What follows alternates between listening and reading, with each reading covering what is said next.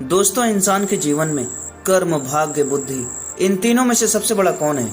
चलिए एक कहानी के माध्यम से जानते हैं। एक दिन स्वर्गलोक में कर्म, भाग्य और बुद्धि यह तीनों चर्चा कर रहे थे कि कौन सबसे बड़ा है।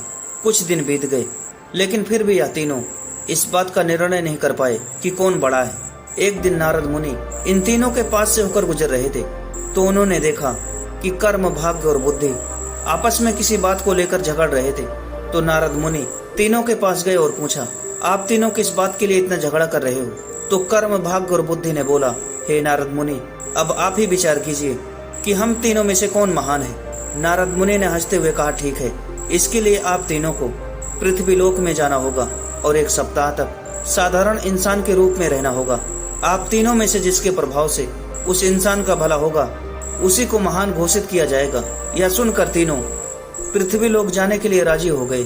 जब तीनों पृथ्वी लोक में आए तो उन्होंने एक जंगल में एक गरीब इंसान को पेड़ काटते हुए देखा।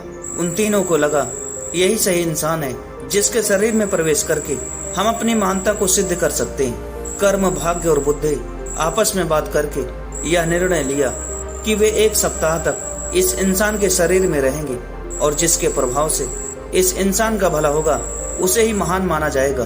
कर्म बोला, सबसे पहले मैं जाऊंगा और उस इंसान का भला करूंगा। कर्म उस इंसान के शरीर में प्रवेश करते ही उसका कर्म क्षमता दुगना हो गया और वो प्रतिदिन जितना लकड़ी काटता था उससे ज्यादा काटने लगा। यह देखकर वह इंसान बहुत ही खुश हुआ। वह व्यक्ति पहले से ज्यादा लकड़ी तो काट लेता था, लेकिन वह उतना ही लकड़ी बाजार ले जाकर बेच पाता था जितना कि वह पहले बेचता था, क्योंकि ज्यादा लकड़ी ले जाने के लिए उसके पास कोई सामान नहीं था। इस तरह से 7 दिन तक उसने ज्यादा लकड़ी तो काट लिया, लेकिन उन लकड़ी को बेच नहीं पाया और उसकी हालत में कोई सुधार नहीं आया। 7 दिन बाद कर्म उसके शरीर से बाहर आ गया और निराश होकर स्वर्ग चला गया। यह देखकर भाग्य बोला, कर्म तो उसको धनवान नहीं बना सका, अब मैं उसको धनवान बनाऊंगा। यह कहकर भाग्य उस इंसान के शरीर में प्रवेश कर गया। भाग्य के शरीर में प्रवेश करने के कुछ देर बाद जंगल में उस गरीब इंसान को बहुत सारा धन मिल गया और उस धन को पाकर वह खुशी से झूमने लगा। धन को कैसे संभाल कर रखते हैं और कैसे सही जगह पर उपयोग करते हैं, इसका ज्ञान उसे नहीं था और उसने सारा धन खर्च कर दिया। 7 दिन बाद भाग्य भी उसका साथ छोड़ दिया और निराश होकर स्वर्ग चला गया। बुद्धि ने भाग्य से कहा, देखना मैं कैसे इसको धनवान बनाता हूँ। बुद्धि उस इंसान के मस्तिष्क में प्रवेश करते ही उस व्यक्ति को ज्ञान की प्राप्ति हुई। उसने अपनी कुल्हाड़ी की धार तेज की और जंगल चला गया लकड़ी काटने। आज उसने पिछले दिन से कुछ ज्यादा लकड़ी काटी और सारी लकड़ी को एक रस्सी में बांधकर खींचते हुए बाजार ले गया। आज उसने पहले से थोड़ा ज्यादा पैसे कमाए और उस पैसे से उसने एक और कुल्हाड़ी खरीद ली।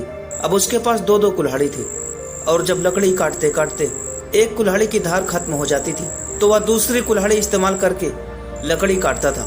इससे वह पहले से बहुत ज्यादा लकड़ी काट पाता था। इन सब लकड़ियों को बेचकर वह पहले से ज्यादा पैसे कमाने लगा। अब उसके पास उस पैसे को सही जगह पर खर्च करने का ज्ञान था। देखते ही देखते 7 दिनों में ज्ञान की मदद से उसने बहुत पैसा कमा लिया। 7 दिन बाद बुद्धि का समय खत्म हुआ और वापस स्वर्ग चला गया। स्वर्ग में जाकर बुद्धि, कर्म और भाग्य आपस में बात कर ही रहे थे। उस समय नारद मुनि उनके पास पहुंच गए और पूछा, आप लोग धरती पर गए थे, क्या कर्म, बुद्धि और भाग्य इनमें से कौन बड़ा है? तभी नारद मुनि से तीनों कहते हैं, हाँ, हम लोग धरती पर गए थे। और साथ ही कर्म, भाग्य और बुद्धि नारद मुनि से कहते हैं, हे नारद मुनि, बुद्धि महान है, क्योंकि जहाँ बुद्धि होती है वहाँ कर्म और भाग्य अपने आप चला आता है, इसलिए बुद्धि को महान कहा गया है। इंसान के जीवन में सब दिन एक से नहीं होते, हर दिन एक चुनौती या अवसर होता है। हम अपनी बुद्धि, एकाग्रता और प्रबल इच्छा शक्ति की मदद से असंभव को भी संभव बनाने की कोशिश करते हैं, लेकिन कभी कभी कठिनाइयों के बाद भी हमें सफलता नहीं मिल पाती। आपने एक कहावत तो सुनी होगी कि प्यासा कुएं के पास आता है, कुआं प्यासे के पास नहीं आता। इस कहावत का अर्थ है कि अगर हमें जरूरत है तो हमें ही अपने काम के लिए आगे आना पड़ेगा, लेकिन इस कहावत का अर्थ यह भी है कि हमें ही कर्म करना होगा। चलिए एक प्रचलित कहानी से समझते हैं। बहुत समय पहले की बात है, एक गांव में भयंकर सूखा पड़ा। सूखे की मार इतनी तगड़ी थी कि लोग त्राही त्राही कर रहे थे। जन, जानवर, पशु, पक्षी सब लोग रोजाना मृत्यु का शिकार हो रहे थे। किसी को कोई उपाय नहीं सूझ रहा था। लोगों ने अपना जीवन बचाने के लिए गांव से पलायन करना शुरू कर दिया। अपना घर, जमीन, जानवर सब छोड़कर जाने लगे। सबने सूर्य देवता को प्रसन्न किया, लेकिन कुछ लोगों ने अभी भी आस नहीं छोड़ी। उन्होंने सूर्य देवता को प्रसन्न करने की सोची। बहुत अथक प्रयासों के बाद सूर्य देवता प्रकट हुए, लेकिन उन्होंने कोई भी सहायता करने से मना कर दिया। उन्होंने कहा, मैं कुछ नहीं कर सकता। इस गांव के भाग्य में सूखा लिखा है। विधि के विधान के अनुसार जो होगा वो अच्छा ही होगा। गांव वालों ने इंद्र देवता को प्रसन्न किया।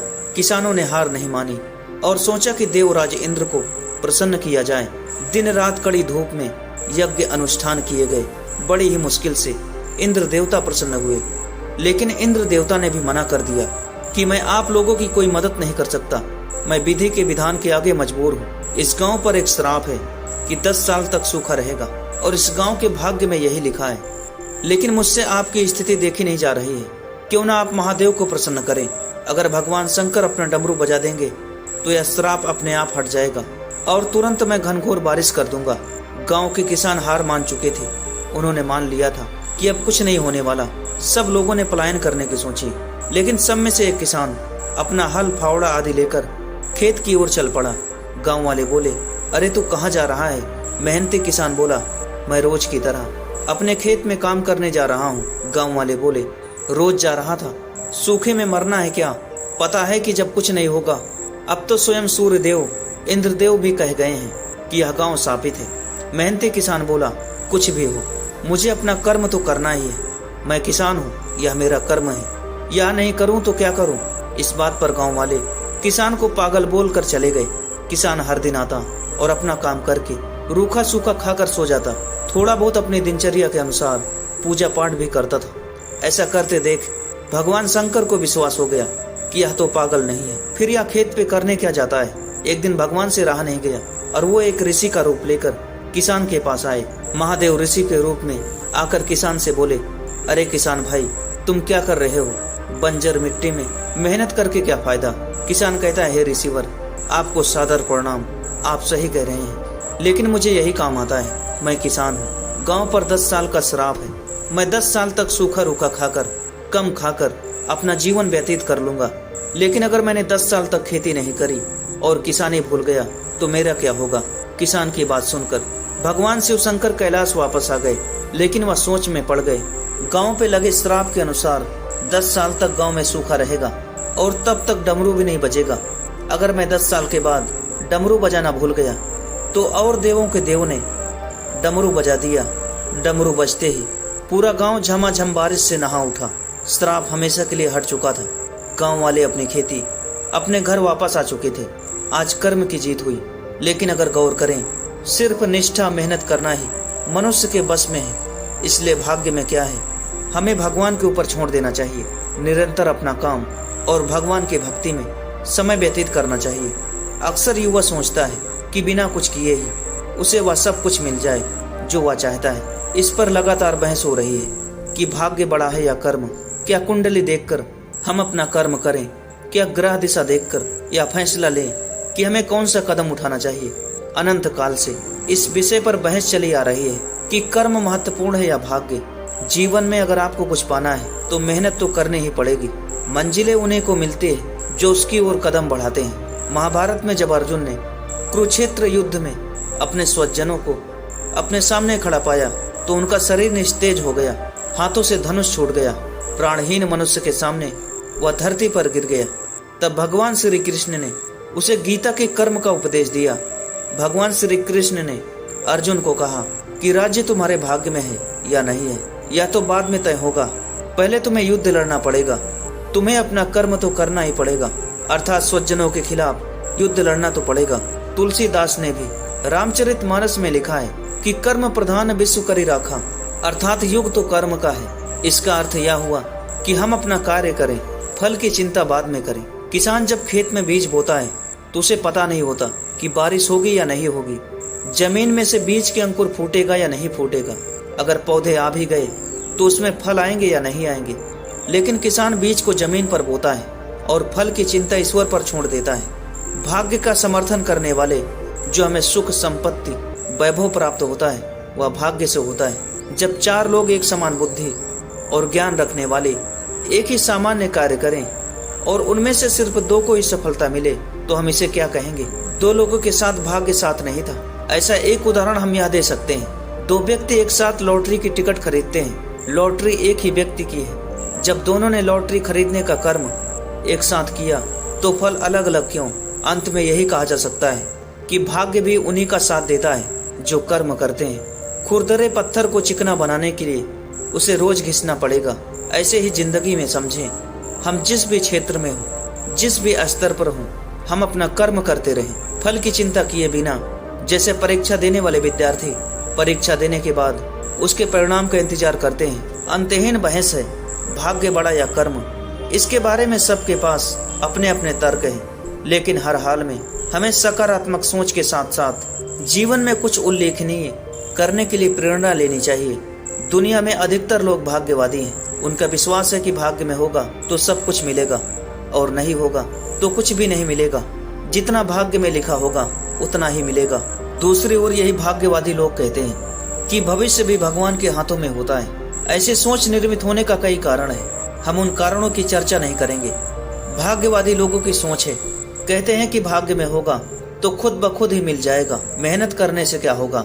जब हम असफल हो जाते हैं तो भाग्य को कोसने लगते हैं, जबकि हम यह जानने का प्रयास नहीं करते कि असफलता का कारण क्या था। भाग्य के भरोसे रहने से जिंदगी का अनमोल समय गुजर जाता है और आदमी फिर अंत में सोचता है कि मेरे भाग्य में यही लिखा था। भाग्यवादी एक समय के बाद हमें निराशा की खाई में धकेल देता है। भाग्य उसी का जागृत होता है जो कर्म का छोटा सा चक्का घुमा देता है। भाग्य और कुछ नहीं बल्कि कर्मों का ही फल है। कर्मवादियों की सोच है कि जब तक कुछ करोगे नहीं तब तक कुछ बनोगे नहीं, इसलिए करने के बाद में सोचो, कुछ होने या बनने के बारे में नहीं। व्यक्ति अपने कर्मों से महान बनता है और कर्म ही उसे सफल बनाते हैं। कर्मों की कुशलता में ही कोई व्यक्ति लोगों के बीच लोकप्रिय होते हैं और यह कुशलता ही जीवन से संघर्ष को हटा देती है। गीता में कर्म को ही महत्व दिया गया है, न कि भाग्य को। कर्म करो और फल की चिंता मत करो, क्योंकि फल तो तुम्हें मिलेगा ही। दोस्तों, कर्म जरूरी है, लेकिन सही दिशा में किया गया कर्म भाग्य बनता है। अर्थात भाग्य या दुर्भाग्य हमारे कर्मों का ही फल है। कर्म और भाग्य मिलकर दोनों ही हमारे भविष्य का निर्धारण करते हैं। जब समुद्र मंथन जैसा महान कर्म किया गया तो उसमें से 14 रत्न निकले और उन सभी रत्नों का वितरण कर्मों के अनुसार ही हुआ। दुनिया में दो तरह के लोग हैं, एक वो जो भाग्य को सर्वश्रेष्ठ मानते हैं और दूसरे वो जो मानते हैं कि कर्म ही भाग्य का जनक है। इस दुनिया में कर्म को मानने वाले लोग कहते हैं कि भाग्य कुछ नहीं होता और भाग्यवादी लोग कहते हैं किस्मत में जो लिखा होगा वो होके ही रहेगा। यानी इंसान का कर्म और भाग्य इन दो बिंदुओं की धुरी पर घूमता रहता है और एक दिन इस जग को अलविदा कहकर चला जाता है। लेकिन यह भी सत्य है कि भाग्य और कर्म दोनों के बीच एक रिश्ता जरूर है। भाग्य और कर्म का भेद पुराणों में किस तरह से बताया गया है वो जानकर आपको भी इस गुत्थी को सुलझाने में थोड़ा मदद मिलेगी। कर्म और भाग्य को बेहतर से समझने के लिए पुराणों में एक कहानी का उल्लेख मिलता है जिसमें लिखा है कि एक बार देव ऋषि नारद जी बैकुंठ धाम गए। वहाँ उन्होंने भगवान विष्णु को नमन किया। नारद जी ने श्री हरि से कहा, प्रभु, पृथ्वी पर आपका प्रभाव कम हो रहा है। धर्म पर चलने वालों को कोई अच्छा फल नहीं मिल रहा है, जो पाप कर रहे हैं उनका भला हो रहा है। तब श्री हरि ने कहा, ऐसा नहीं है देव ऋषि, जो भी हो रहा है सब नियति के जरिए हो रहा है। नारद बोले, मैं तो देख कर आ रहा हूँ, पापियों को अच्छा फल मिल रहा है और भला करने वाले धर्म के रास्ते पर चलने वाले लोगों को बुरा फल मिल रहा है। भगवान ने कहा, कोई ऐसी घटना बताओ। नारद ने कहा, अभी मैं एक जंगल से आ रहा हूँ, वहाँ एक गाय दलदल में फंसी हुई थी, उसे कोई बचाने वाला नहीं था। तभी एक चोर उधर से गुजरा, गाय को फंसा हुआ देखकर भी नहीं रुका और वह उस पर पैर रखकर दलदल लांग कर निकल गया।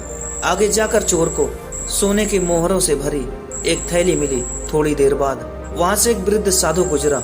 उसने गाय को बचाने की पूरी कोशिश की, पूरे शरीर का जोर लगाकर उस गाय को बचा लिया। लेकिन मैंने देखा कि गाय को दलदल से निकालने के बाद वह साधु आगे गया तो एक गड्ढे में गिर गया। प्रभु, बताइए यह कौन सा न्याय है। नारद जी की बात सुन लेने के बाद प्रभु बोले, यह सही हुआ। जो चोर गाय पर पैर रखकर भाग गया था उसकी किस्मत में तो एक खजाना था, लेकिन उसके इस पाप के कारण उसे कुछ ही मोहरे मिली हैं। वहीं साधु को इसलिए गड्ढे में गिरना पड़ा क्योंकि उसकी भाग्य में मृत्यु लिखी थी, लेकिन गाय के बचाने के कारण उसके पुण्य बढ़ गए। उसकी मृत्यु एक छोटी सी चोट में बदल गई। इंसान के कर्म से उसका भाग्य तय होता है। एक इंसान को कर्म करते रहना चाहिए, क्योंकि कर्म से भाग्य बदल जाता है। मित्रों, अगर आपको यह वीडियो पसंद आए तो इस चैनल को सब्सक्राइब जरूर करें